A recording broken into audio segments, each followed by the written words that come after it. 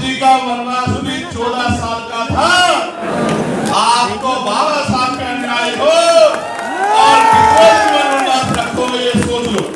पूरा मुस्लिम समाज आपकी तरफ देख रहा है कि अगर ये शेड्यूल कास्ट के लोग, शेड्यूल ट्राइब के लोग, बैकवर्ड के लोग चंद्रशेखर के साथ, आजाद समाज पार्टी के साथ खड़े हो जाए तो हम बाकी दलों को लात मार के चंद्रशेखर आजाद के साथ जाके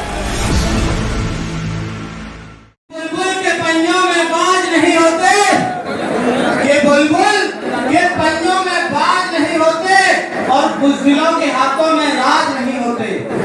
ये बुलबुल के पंजों में बाज नहीं होते और बुज़दिलों के हाथों में राज नहीं होते।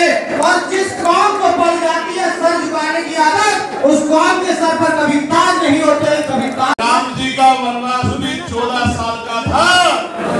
आपको 12 साल का अन्याय हो और कितने दिन वनवास रखोगे ये सोच लो। 15 साल हो जाएंगे और 15 साल में जिन वर्गों पर सत्ता नहीं होती, ना उनको नौकरी मिलती है, ना रोजगार मिलता है, ना अधिकार मिलते हैं, ना जुल्म जाति उन पर रुकती है। काशीराम साहब कहा करते थे जिनकी सत्ता नहीं होती उनकी बहन बेटियों पर अत्याचार होता है, उनकी बहन बेटियों पर जुल्म होता है। जिनकी सत्ता नहीं होती उनकी तरक्की के रास्ते रुक जाते हैं। आज आप महसूस करके देखो कि क्या हो रहा है। तमाम निजीकरण हो रहा है, सारी सरकारी नौकरियों को खत्म किया जा रहा है। सरकारी नौकरी खत्म हो जाएगी तो schedule caste, schedule tribe, backward के लोगों को आरक्षण नहीं देना पड़ेगा। सोची समझी साजिश के थ्रू सब कुछ हो रहा है। आप महसूस करके देखो, सरकारी नौकरी मिलती थी तो परिवार सुरक्षित हो जाता है। आगे सरकारी नौकरी नहीं आएगी, फिर क्या करोगे? मेरे वाल्मीकि समाज के भाई तख्तियां उठा के दिखा रहे हैं। आज मजबूरी में 7,000 रुपए, 9,000 रुपए, 11,000 रुपए, 15,000 रुपए काम लेते हैं। पहले 500 दिन कच्चा रखते हैं, 500 दिन काम करने के बाद संविदा पे लाते हैं और 5-7 साल बाद संघर्ष करा के अगर वो जिंदा बच जाए उन्हीं को पक्का करते हैं।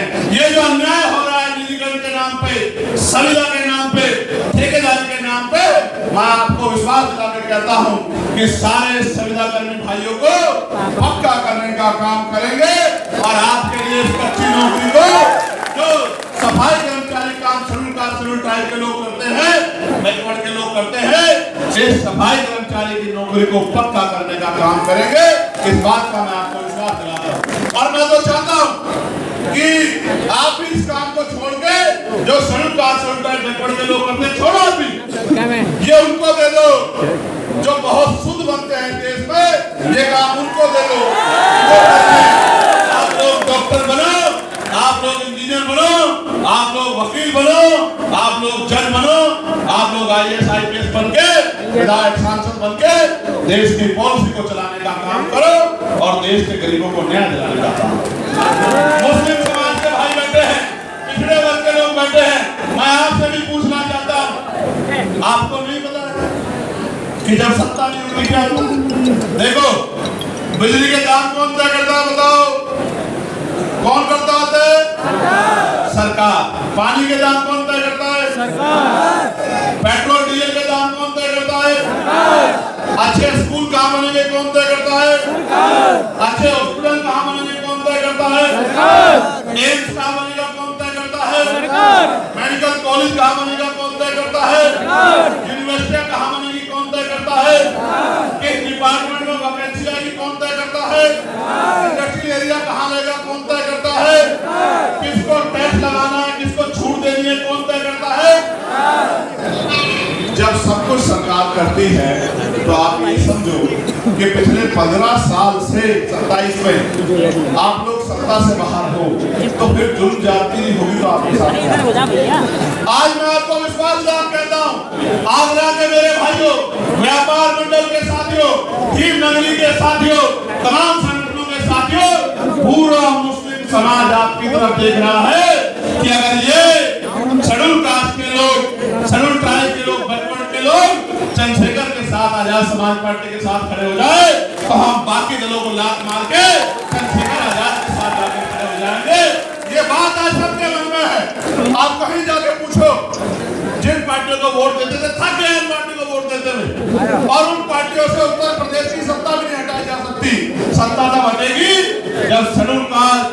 बैकवर्ड और मुस्लिम इकट्ठा होगा, खाली एक जाति के वोट से नहीं लड़ सकती है।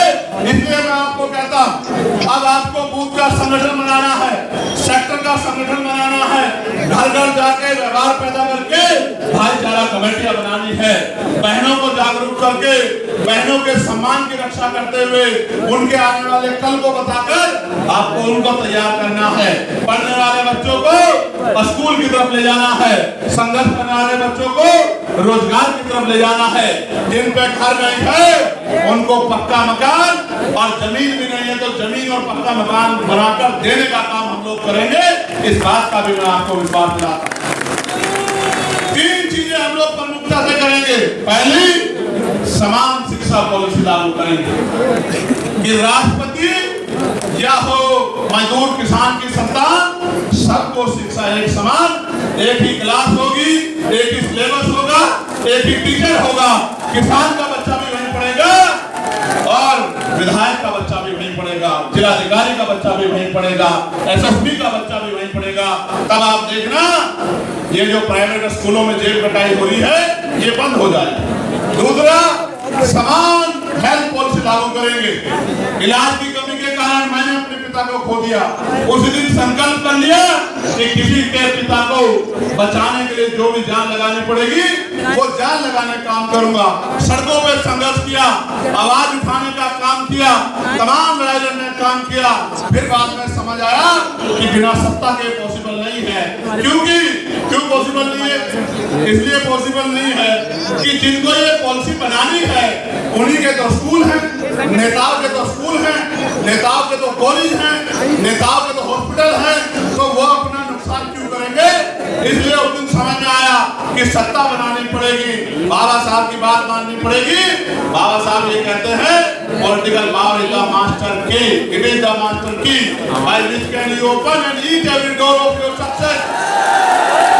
कि आप अपनी सारी परेशानियों के रास्ते खोल सकते हैं, दरवाजे खोल सकते हैं अगर सत्ता आपके पास है। फिर सड़कों पर निकल गए, धूल फाकी, जुल्म जाति सही, अन्याय में लड़ते रहे। और आज मैं धन्यवाद दूंगा नगीना के साथियों का, आप भी दोनों हाथ उठाकर धन्यवाद दो नगीना का। कह के यहाँ से विदाई लूंगा कि हमें अपनी ताकत 2027 में बनानी है। ये बात आपके कानों में हर समय बोलनी चाहिए। और 2-3 नारे आपको मेरे साथ लगाने हैं।